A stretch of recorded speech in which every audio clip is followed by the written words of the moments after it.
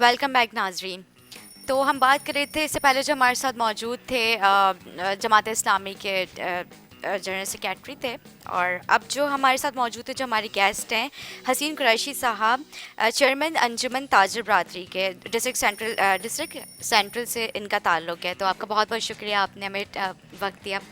तो आप बताएं कि जो भी बारिशों से जो भी हालिया सिचुएशन है उसका उसके बारे में कुछ हमें गाइड करें, बताएं जो आप लोगों ने आगे का क्या लाहे अमल तैयार किया है, इस हवाले से कुछ बताएं।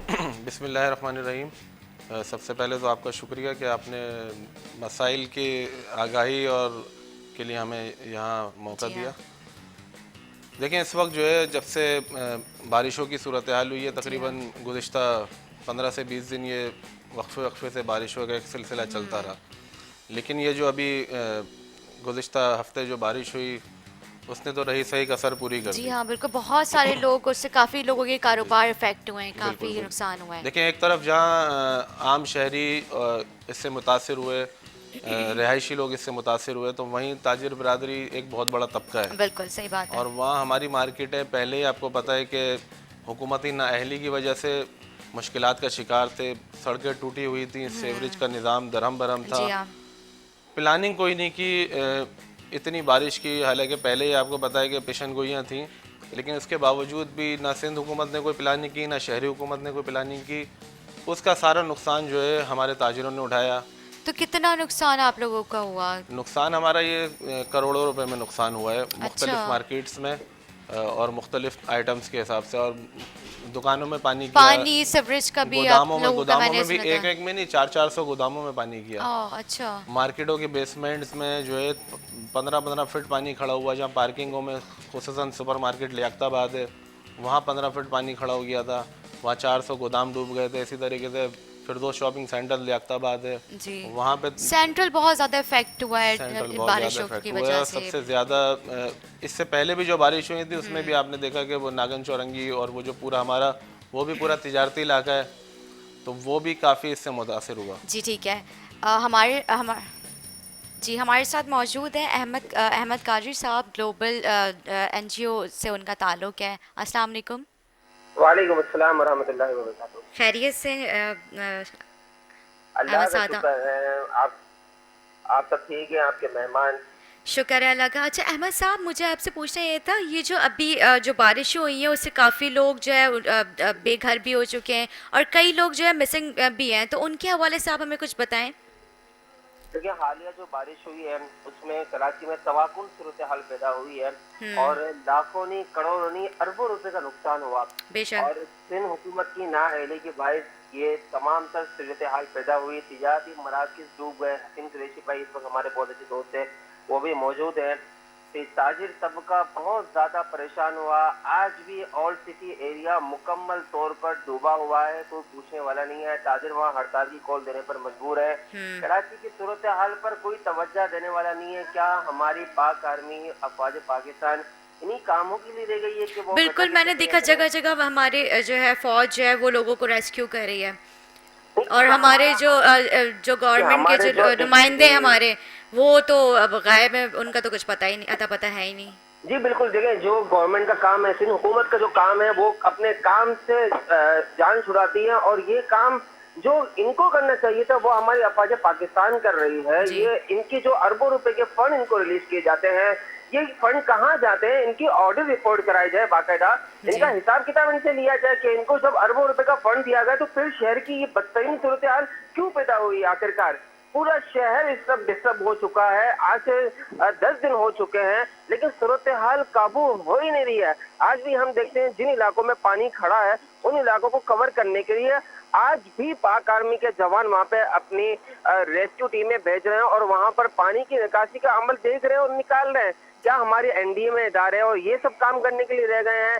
क्या अब जो सिंध हुकूमत के इदारे हैं, वाटर एंड बोर्ड है, सिंध सॉलिड वेस्ट सिस्टम है, ये पूरा ये इदारे क्या कर रहे हैं? इनको जो सैलरियां दी जा रही हैं, ये सारी सैलरियां किस खाते में दी जा रही है? ये अवाम का अरबों रुपए का फंड जो है, जो जो ताजिर तबका, जैसे हसन कुरैशी भाई मौजूद है, सेंट्रल के पूरे जिम्मेदार है, वो देखते हैं वहां पर ये जो टैक्स देते हैं, ये 70% अहमद रेवेन्यू साहब, कराची जो बारिशें तो कराची में तो हुई, लेकिन पंजाब में भी ऐसी सिचुएशन है, जी वहां पे आवाज भी मुसलसल बारिशों का सिलसिला जारी है।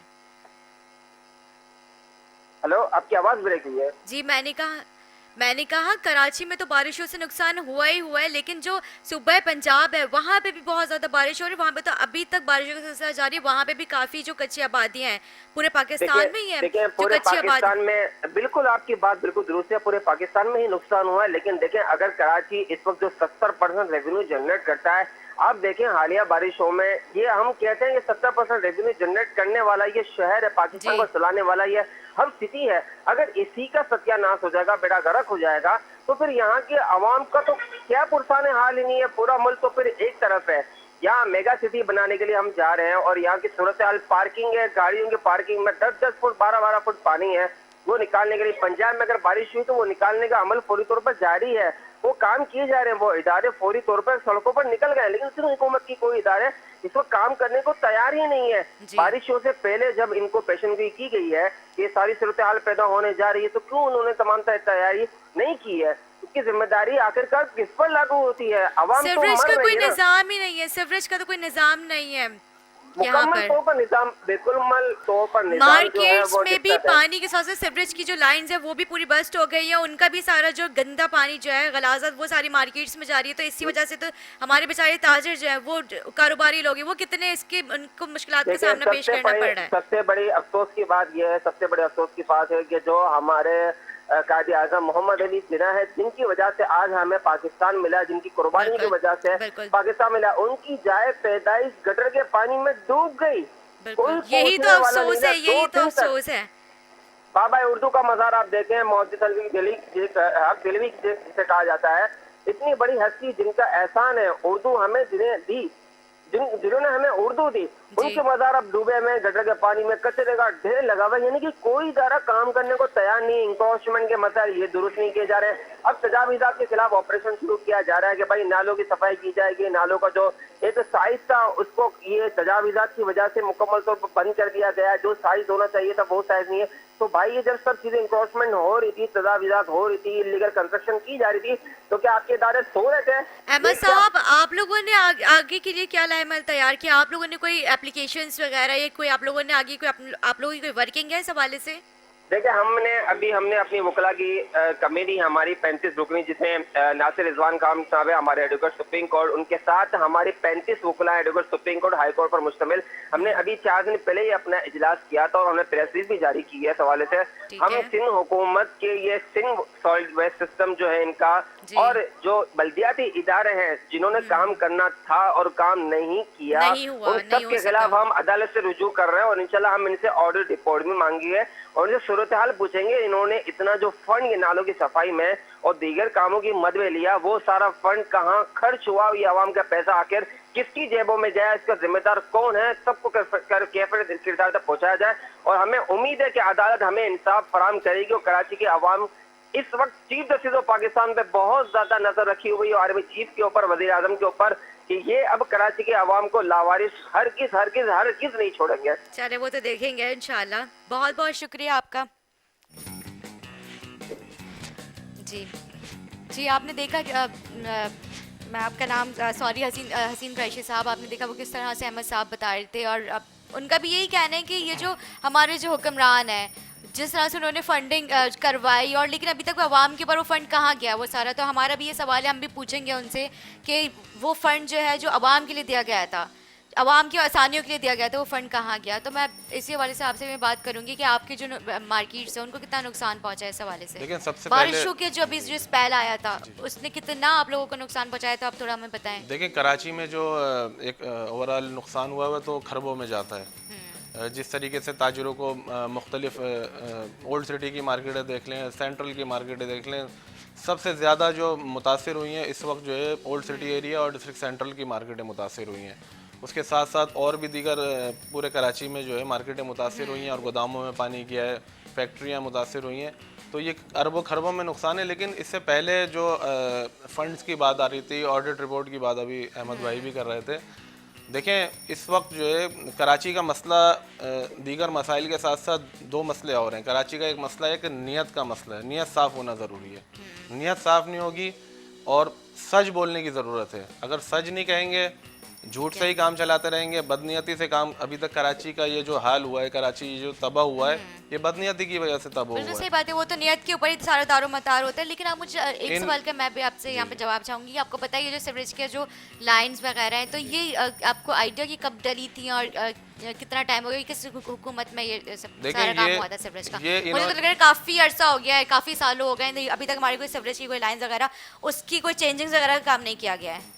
देखिए, ये जो एक निज़ाम बनाया गया था, बल्दियाती निज़ाम, ये एक आवाम को बेवकूफ़ बनाया गया था। आवाम वोट देते हैं अपने काउंसिलर को, चेयरमैन को, एमपीए को। जब वो एमपीए बनता है तो एमपीए कहता है कि हमारा काम सड़कें बनाना नहीं, हमारा नहीं काम है, कानून साजी करना है। बिल्कुल सही बात है। तो हम ये कहते हैं कि आप उस वक्त वादे क्यों करते हो? उस वक्त आवाम को बताएं कि जी ये हमारा उस वक्त काम तो नहीं चार्म होगा। दिखा देते हैं, उसके फिर बाद जो गायब हो चेयरमैन जाते आते हैं या काउंसिलर्स आते हैं, वो कहते हैं, कोई चेयरमैन कहता है कि सेवरेज का जो है वाटर एंड सेवरेज हमारे पास नहीं है, कोई काउंसिलर्स कहते हैं कि हमें कचरा उठाने का इख्तियार नहीं है। ये सारी एक खिचड़ी आपस की सियासी लड़ाई की वजह से सारा जो कराची को तबाह किया है, ये सियासी लड़ाई ने तबाह किया है। उसकी वजह से कराची के शहरियों को, कराची के ताजिरों को शुरू से नुकसान हो रहा है। ये तो अभी हालिया बारिशों में जो नुकसान हुआ, इससे पहले लॉकडाउन की वजह से हमारे ताजिर जो है शदीद परेशानी। आप लोग भी तो घूम फिर के फिर उन्हीं को ही वोट दे रहे होते हैं, जब आप लोग को पता है वादे करके निकल जाते हैं, वो यू टर्न ले लेते हैं, उसके बाद फिर वो नजर नहीं आते। तो आप लोग फिर क्यों उन्हें वोट देते हैं? देखिए, हम तो आवाम में है ना, आवाम यही कहती है, एक और दो दफ़ा मौका दिया है सबको। इस दफ़ा थोड़ी चेंजिंग करी, लेकिन आप देखें, सोने पे सुहागा। हैरत की बात यह है कि वो भी ऐसे गायब हुए गधे के सर पे से जैसे सिंह गायब होते हैं। हकीकत में वो मिसाल इस दफ़ा शहर में आपने देखा होगा। हमें कहीं हमारे कोई अवामी नुमाइंदे, एमपीए, एमएनए, और उससे पहले अभी तो उनकी मुद्दत ख़त्म हो गई, जो मेयर्स और जी हाँ। चेयरमैन वगैरह, तो वो इसी तरीके से बिल्कुल गायब हुए।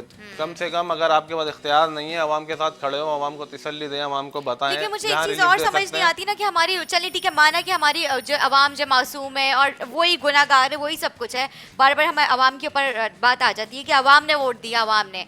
तो अवाम जो है हमारी, वो भी तो बेचारी उसको भी तो समझ नहीं आता। हमारे जो वोट देती किसी को आ कोई जाता है, हमारे आपको पता है ना सिलेक्टेड और ये सारे भी तो वो है ना। तो इस हवाले से आप मुझे बताएं। देखिए, ये तो एक दीगर मसला है, समझ रहे हैं।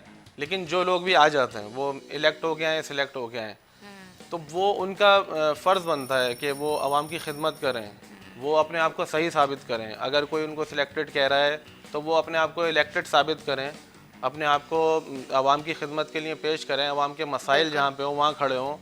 जिस भी सतह पे जो उन्होंने वादे किए थे, जिस वजह से आवाम वोट देती है, वरना आवाम को क्या ज़रूरत है वोट देने की। हुकूमती सतह पे किसी ने राब्ता किया आप लोगों से? देखिए, हुकूमती सतह पे कोई राब्ता नहीं है किसी भी अच्छा। तरीके से।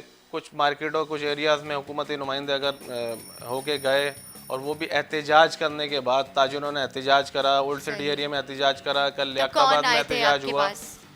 लियाकताबाद में एहतजाज हुआ, टम्बर मार्केट, कासमाबाद का बहुत बुरा हाल है, समझ लें पूरे सेवरेज और बारिश के पानी में डूबी हुई है।